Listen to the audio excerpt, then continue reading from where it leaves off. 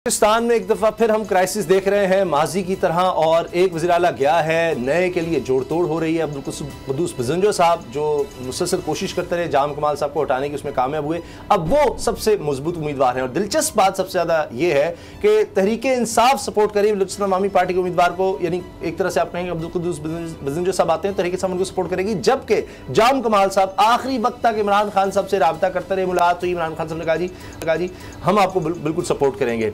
इसके अलावा chairman senate Sadiq सिंजरानी साहब, वो भी जाम कमाल साहब को सपोर्ट करते रहे, जाकर लोगों को मनाने की कोशिश करते रहे कि इनको ना हटाएं, लेकिन अब वही दोबारा दूसरी तरफ आ गए हैं। अब्दुल कादिर बलोच साहब, आप सीनियर पॉलिटिशियन भी हैं, बलूचिस्तान से आपका ताल्लुक, वफाकी वजीर भी रहे, तो आप बलूचिस्तान की सियासत को हमसे बहुत बेहतर समझते हैं, ये हो क्या रहा है?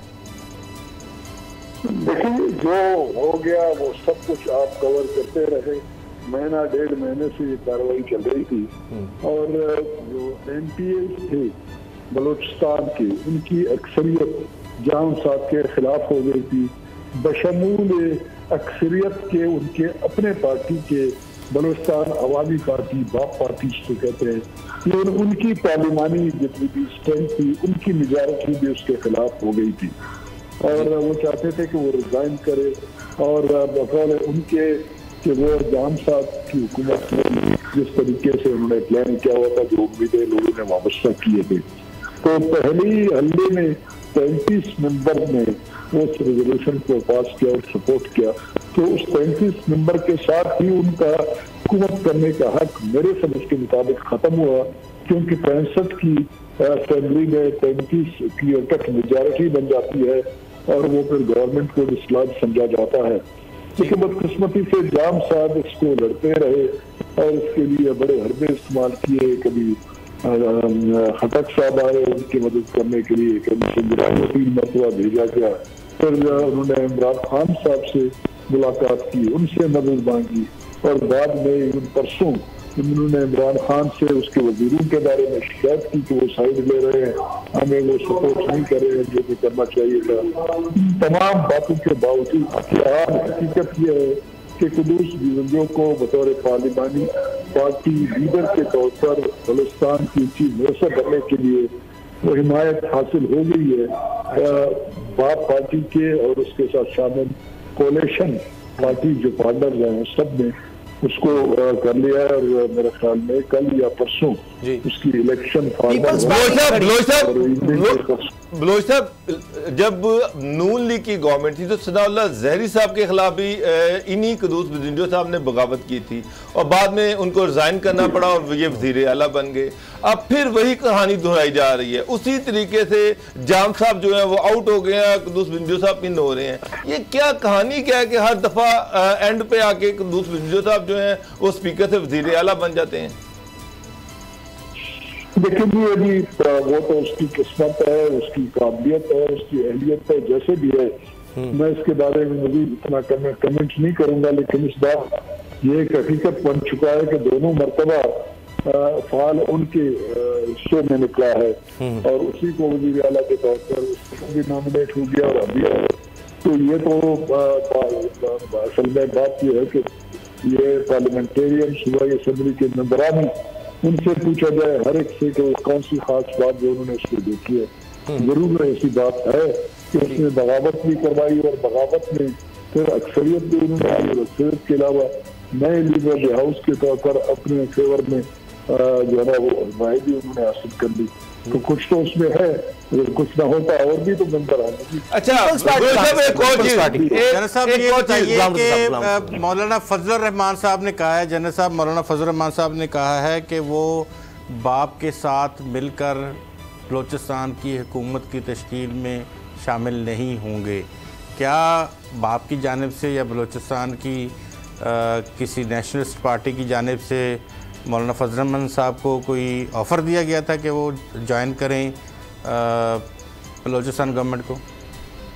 देखिए, ऐसी बात नहीं थी। बुनियादी तौर पर सबसे पहले अगर आपको याद है तो अपोजिशन पार्टियां मौलाना फजलुर रहमान साहब के और अख्तर मेंगल साहब का BNP मंडल, इन दोनों ने मिलकर इन्होंने तारीख पेश की थी, तारीख में एतमाद वो इन्फेक्चुअस हुआ। कुछ अर्से के बाद सही कार्रवाई नहीं उसकी, टेक्निकल डिफेक्ट था, वो तो वहीं रह गया। दूसरी मरतबा जो तारीख के अदम-ए-एतमाद आया तो वो बाप पार्टी की तरफ से आया, इनके 14 मेंबरान ने वो पेश की और 1-2 कोalition के पार्टनर्स थी।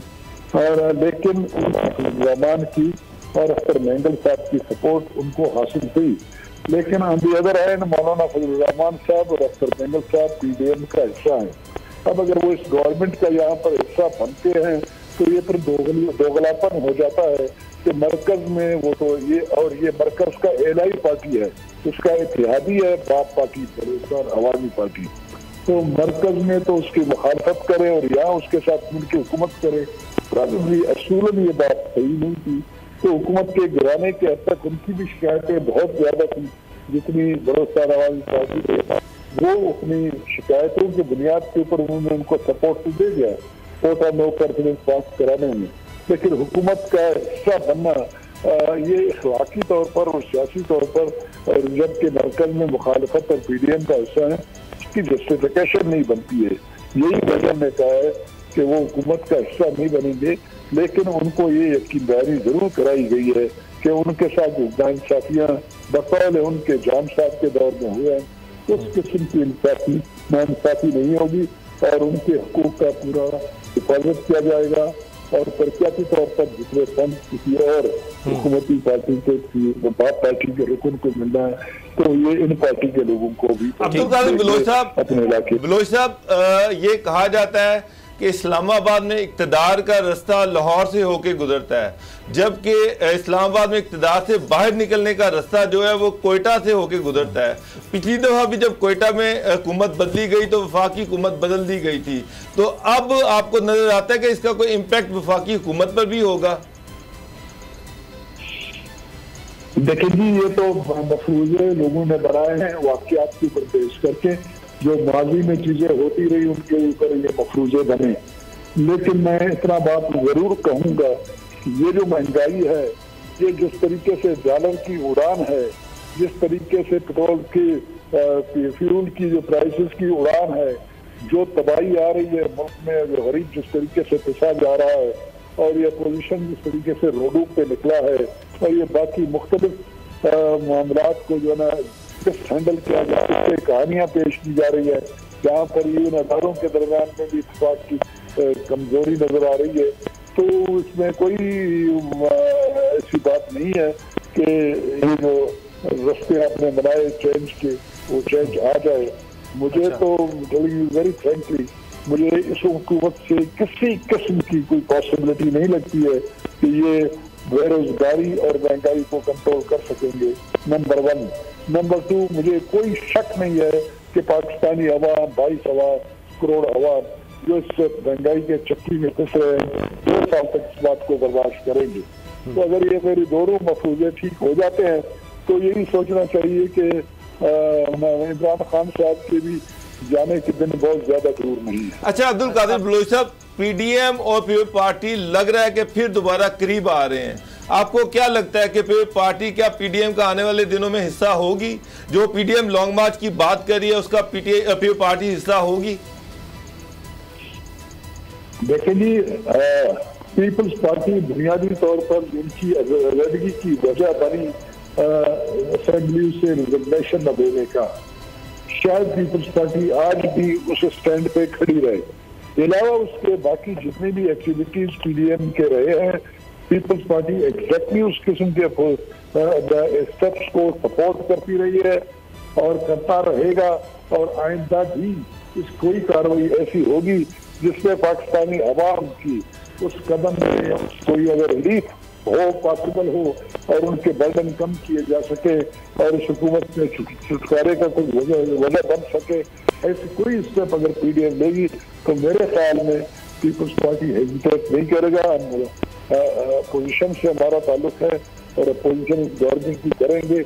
जितनी शिकायतें PDM की है उससे दुगनी शिकायतें हमारी भी इस हुकूमत से। आपने कहा कि आपको लगता है, आपकी सियासी बसीरत ये कहती है कि ये ज़्यादा अरसा नहीं चल सकती अब ये हुकूमत। कोई अंदाज़ा आपको? बहुत से लोग कह रहे हैं जी अगले साल इलेक्शन हो जाएंगे 2022 में। शेख रशीद साहब कहते हैं जी जो मर्जी कर लें इलेक्शन 23 में ही होंगे। आपको क्या लगता है? कोई आपको एक रफ आइडिया नजर आ रहा है? मैं तो पार्टी की बात नहीं कराऊंगा, मैं हर इंसान को, हर इंडिविजुअल को, और वो अगर सियासत से उसका ताल्लुक है, उसके अलावा वो उससे ज्यादा भी उसको हक रखता है कि राय रखे, देख करके मिशन के ऊपर जो वाकयात हो रहे हैं, जो कुछ हो रहा है। तो मैं भी 2022 में इलेक्शन देख रहा हूँ, अर्ली 22 में। तो इससे आपको नहीं लगता कि इमरान खान साहब को एडवांटेज मिलेगा? जी मुझे भी वक्त पूरा नहीं करने दिया गया, हमें 5 साल के लिए अगर नहीं रहने दिया जाएगा तो फिर हम किस तरह अपना एजेंडे करेंगे? हम तो महंगाई खत्म करने वाले थे कि हमारी हुकूमत गिरा दी गई। इमरान खान साहब अगर डिलीवर कर पाते तो मेरी दुआ थी न सिर्फ 5 साल बल्कि 10 साल उसको मिल जाते, 20 साल उसको मिल जाते। अभी ये सवाल इमरान खान को अपने आप से पूछना चाहिए कि क्या वो डिलीवर कर पाए हैं? नंबर 1, जी क्या वो डिलीवर कर सकेंगे, इस महंगाई को कंट्रोल कर सकेंगे? क्या वो एक टीम बना सकेंगे? जी क्या ये जिस किस्म के इख्तिलाफात उसके जो अदारों के साथ साधन की चीजें लीड करने की तरफ जा रहे हैं, क्या इस बात की जरूरत थी? क्या इसकी कॉन्ट्रोवर्शियल किस्म के इख्तिलाफ किस्म की बातें मीडिया में आके देने की कोई जरूरत थी? करना चाहिए था, नहीं करना चाहिए था क्या? ये वो अपने आप को खुद अपने पाँव पे कुल्हाड़ी मार रहे हैं। मैं आपको एक बात ये अपने लिए खुद ही मुश्किलात पैदा की हैं। जनरल रिटायर्ड अब्दुल कादिर बलोच साहब, बहुत बहुत शुक्रिया। आप भी 2022 में कह रहे हैं कि आपको इलेक्शन होते नजर आ रहे हैं। सब्सक्राइब करें और बेल दबाएं ताकि कोई खबर रह न जाए।